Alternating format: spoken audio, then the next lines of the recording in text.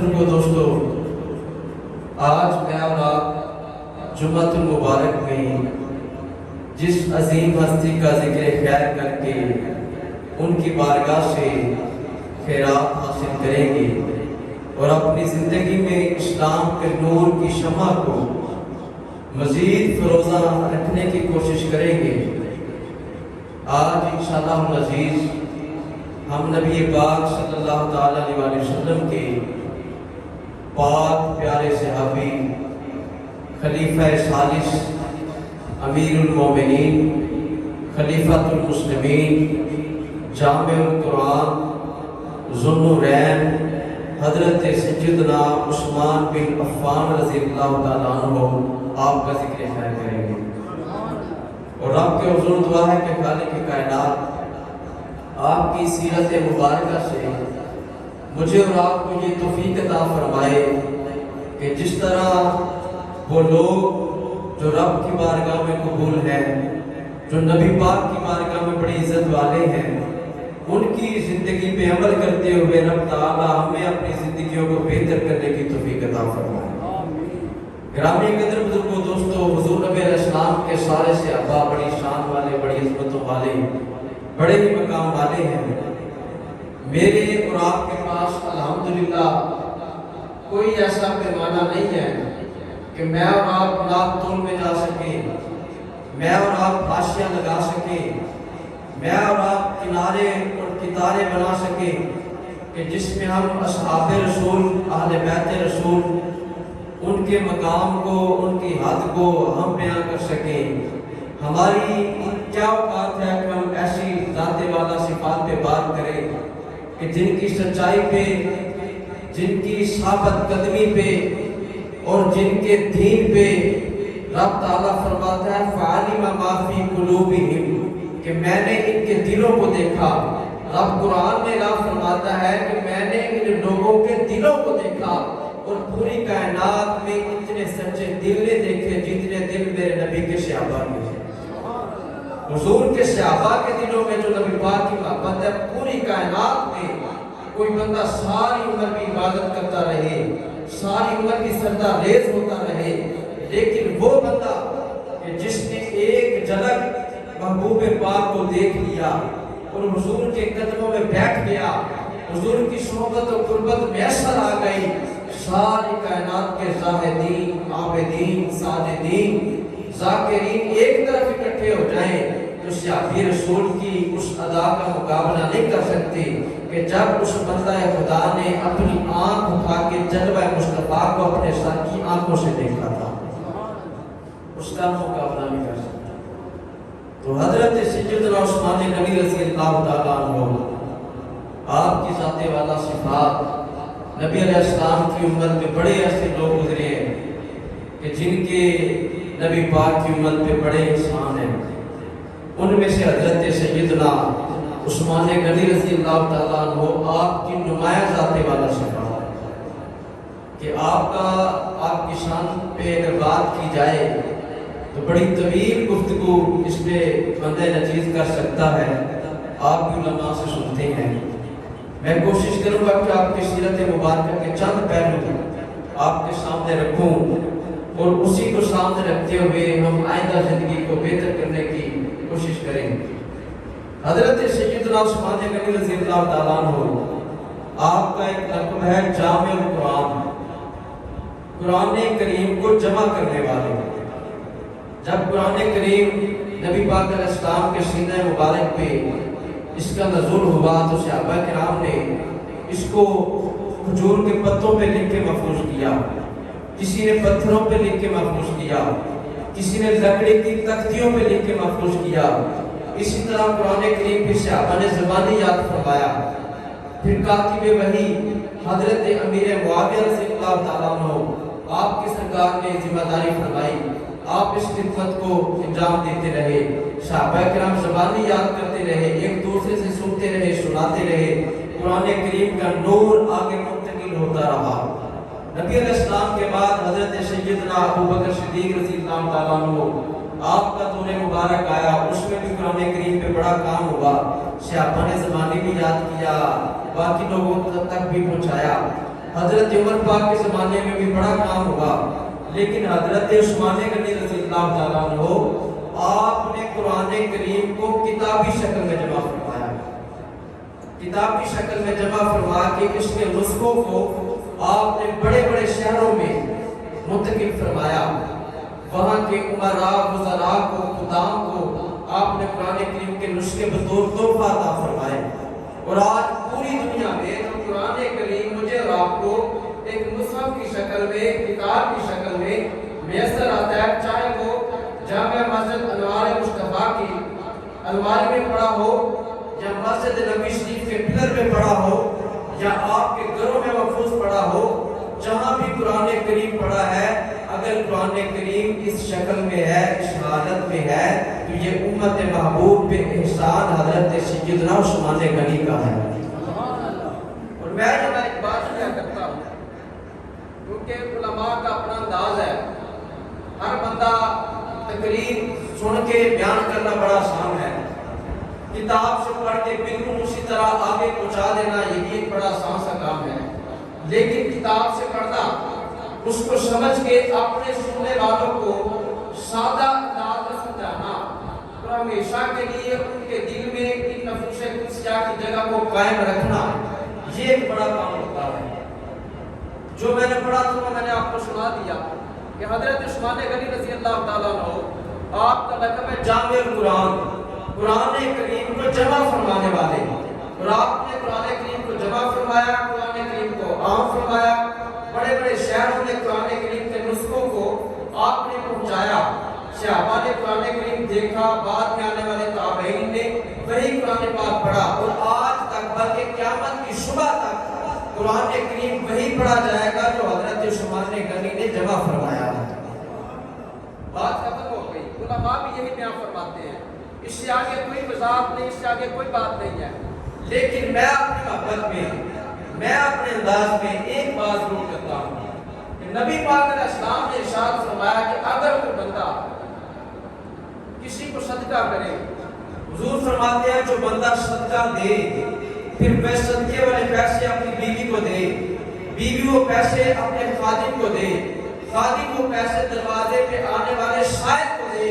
حضور فرماتے ہیں جتنا ثواب گھر سے پیسے نکالنے والے کو ملے گا اتنا ثواب اس بیوی کو ملے گا، جتنا ثواب بیوی کو ملے گا اتنا ثواب خادم کو ملے گا، جتنا ثواب خادم کو ملے گا فرمایا کسی کے ثواب میں کمی نہیں آئے گی، جتنا ثواب خدمت کرنے والے کو ملے گا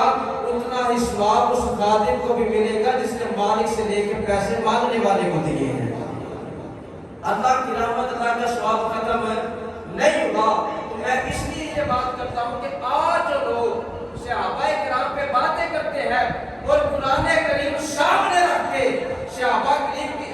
کرام کی ذات والا صفات پہ زبان درازی کرتے ہیں اور طرح طرح کے کلمات بولتے ہیں، ان کو شرم آنی چاہیے کہ تم جب بھی قرآن کھولتے ہو، جب بھی قرآن پڑھتے ہو، قرآن کریم پڑھنے کا ثواب تمہیں بعد میں ملتا ہے، پہلے ثواب سیدنا عثمان غنی کی بارگاہ میں جاتا ہے۔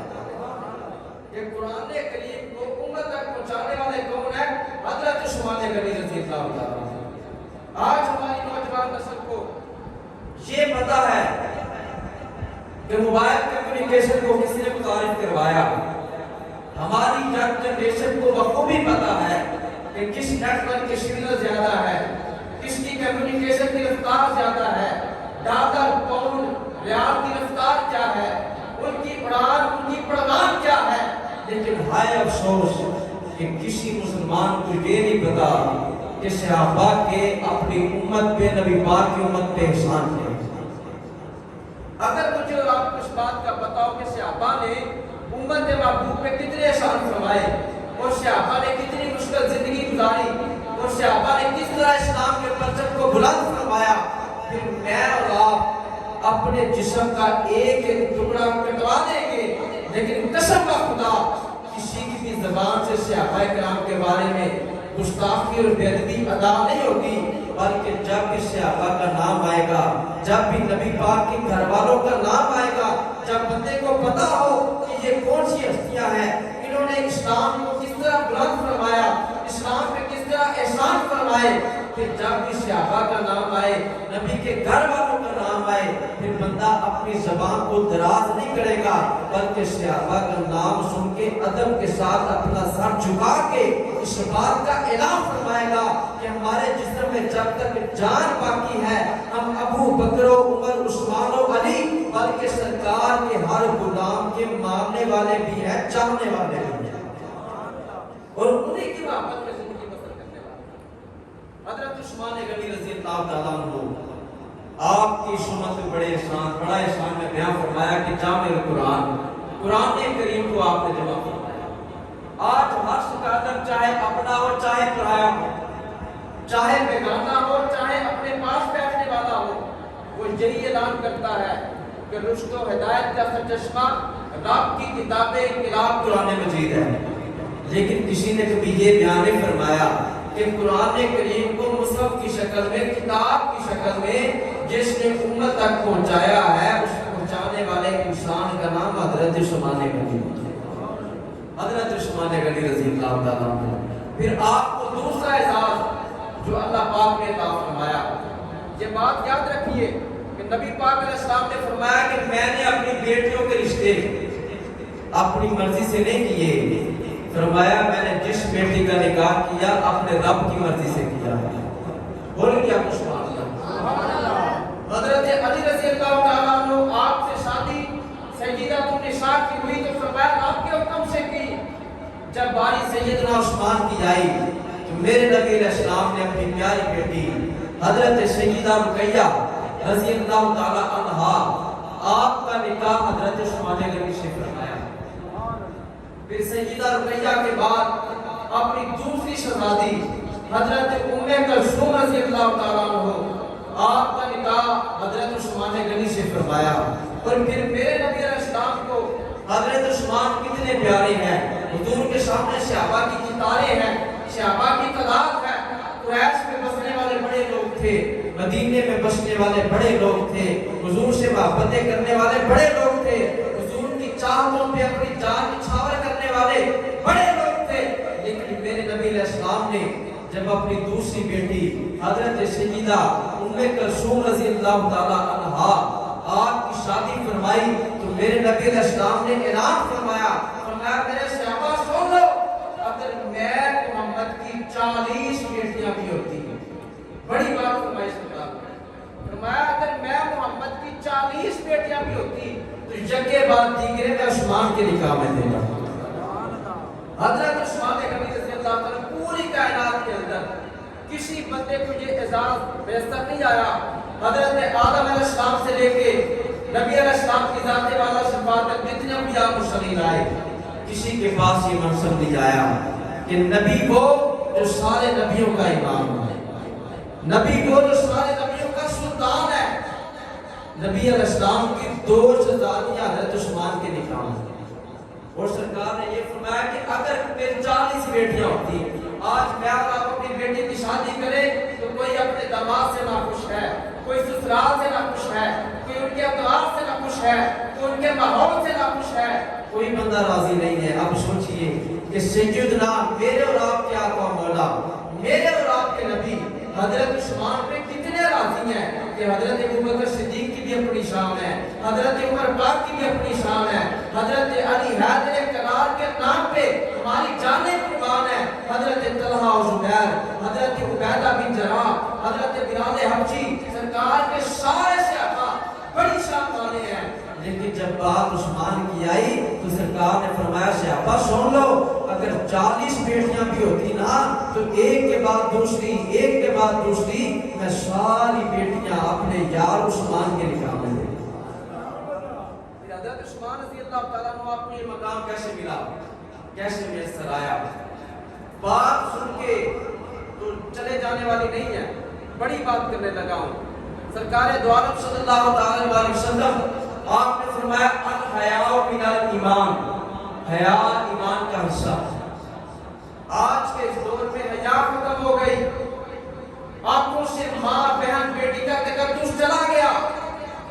آج کے اس بڑھتے ہوئے دور میں، آج کے اس معاشرے میں ہماری بہن بیٹی محفوظ نہیں ہے۔ جب وہ گلی میں چلتی ہے، اگر میری اور آپ کی آنکھیں جھک جائے وہ بھی خوش ہو کے گزرے کہ یہ کوئی بندہ کمینہ نہیں تھا، نبی پاک کا کلمہ پڑھنے والا تھا۔ لیکن آئے افسوس کہ گلی سے جب خواتین گزرتی ہیں، جب تک وہ گلی کے نکر سے موڑ نہ جائے ہماری آنکھیں نہیں مڑتی، جب تک وہ گزر نہ جائے ہمارے کلمات ختم نہیں ہوتے۔ لوگ اپنی دکانوں سے باہر آ جاتے ہیں، پھٹوں پہ جمع ہو جاتے ہیں، موبائل چلانا چھوڑ دیتے ہیں، اپنی بائک کی رفتار سست کر دیتے ہیں، اتنی بے حیائی ہو گئی، اتنی آنکھوں سے شرم و حیا چلی گئی۔ سنیے حضرت عثمان غنی کی شان، حضرت سیدہ عائشہ صدیقہ رضی اللہ تعالیٰ عنہا آپ بیان فرماتی ہیں کہ نبی پاک علیہ السلام گھر میں تشریف فرما تھے اور آپ نے تہمت پہنا ہوا تھا، جنہوں سے لاچا کہتے ہیں، آقا کریم نے لاچا پہنے تہمت پہنی ہے۔ سیدہ عائشہ فرماندیاں نے کہ نبی پاک نے کون مبارک دا، پیر مبارک دا، کل نشان ننگا سی۔ حضرت ابوبکر پاک تشریف لائے بیٹھ کے، حضرت عمر پاک تشریف لائے بیٹھ کے، جب حضرت عثمان پاک تشریف لائے نا کہ میرے آقا نے اپنے لاچے دا پلو اٹھایا، اپنے پاؤں مبارک کو چھپا لیا، صحابہ چلے گئے۔ سیدہ عائشہ فرماتی ہیں کہ پردے تو دیکھ رہے سا، سرکار تشریف لے آئے، میں عرض کی تھی یا رسول اللہ میرے بابا جان حضرت ابوبکر تشریف لے کے آئے، سرکار آپ نے اپنا پلو نہیں اٹھایا، آپ نے اپنا پاؤں نہیں چھپایا۔ حضرت عمر پاک تشریف لائے، آپ نے اپنا پاؤں نہیں چھپایا۔ جب حضرت عثمان آئے تو اپنا پاؤں کیوں چھپایا؟ تو آقا کریم نے جو ارشاد فرمایا سنیے اور اپنے دل میں جگہ دیجئے۔ حضور نے فرمایا میری عائشہ سن لو، میں اس بندے سے حیا کیوں نہ کروں کہ جس بندے سے اللہ کے فرشتے بھی حیا کرتے ہیں۔ فرمایا میرا عثمان اتنی حیا والا ہے۔ اب خود سوچئے کہ جو بندہ حیا کرے وہ میرے نبی کو کتنا پسند ہے، اور اگر نبی کا امتی، نبی کا غلام آج کے دور میں اگر کالج یونیورسٹی کے سامنے کھڑا ہوتا ہے صرف اس لیے کہ بنت حبا کو دیکھے گا، پھر وہ افسوس کرے،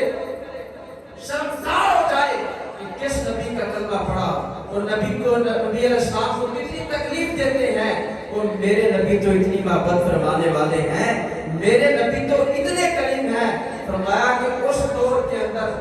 کہ جس دور میں لوگ میری سنت سے دور بھاگیں گے، بڑی بات جسے پاک ہے۔ فرمایا کہ اس دور کے اندر کہ جب لوگ میری سنت سے دور بھاگیں گے،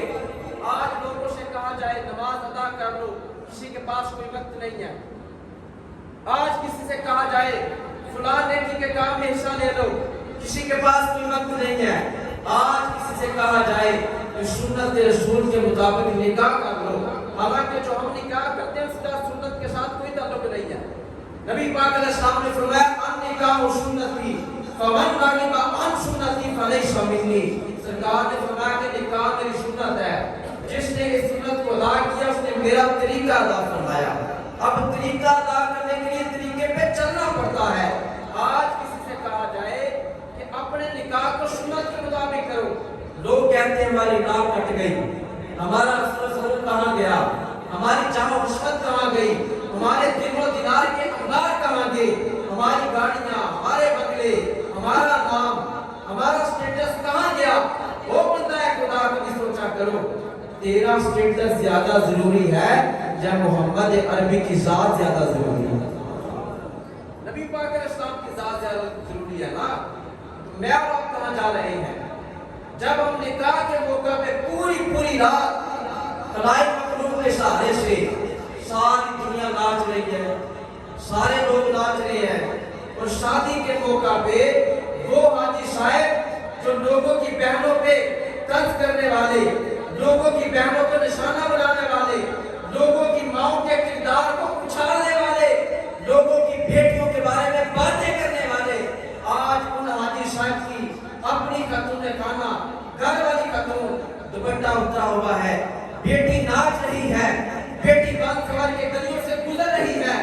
آج حاجی صاحب کی شرافت کہاں گئی؟ آج حاجی صاحب کا وہ بیان کہاں گیا جو دوسروں کے لیے ہوتا تھا، اور تیسرے محلے کا بندہ مووی بنا رہا ہوتا ہے، تیسرے محلے کا بندہ میری اور آپ کی بہن بیٹی کی مووی بنا رہا ہوتا ہے، اور ہم پوچھ رہے ہوتے ہیں کسی کی تصویر ہے تو نہیں گئی، کسی کی ویڈیو ہے تو نہیں گئی، کسی کا قریب رہا تو نہیں گیا